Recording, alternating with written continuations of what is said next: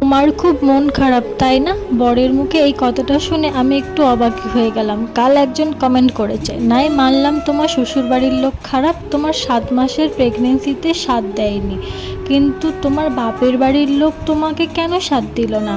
নিশ্চয়ই তুমি খারাপ খারাপ কোনো কাজ করেছো, তাই আজ তোমার পাশে আজ সাথ দেওয়ার মতো কেউ নেই।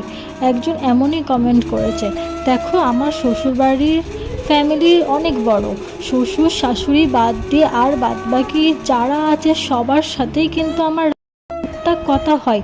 খুব যে ভালো সম্পর্ক তা নয়, আর খুব যে ঝগড়ার খারাপ সম্পর্ক তা নয়। শুধু শ্বশুর শাশুড়ি আর শাশুড়ির ফ্যামিলির মাসি শাশুড়ি, ভাগনা বাড়ি, মামা শ্বশুর বাড়ি, মাসি শাশুড়ি বাড়ি, এইগুলো বাদ দিয়ে আর বাদবাকি কিন্তু সবার সাথেই আমার মোটামুটি কথা হয়। আমি শুধু ভগবানের কাছে এইটুকুই চাই যে আমার পুচকু যেন ভালোভাবে এই পৃথিবীতে আসে, ওকে যেন আমি ভালোভাবে সুস্থভাবে যেন আনতে পারি। স্বাদ খাওয়ার আমার কোনো স্বাদ নেই, বিশ্বাস করো।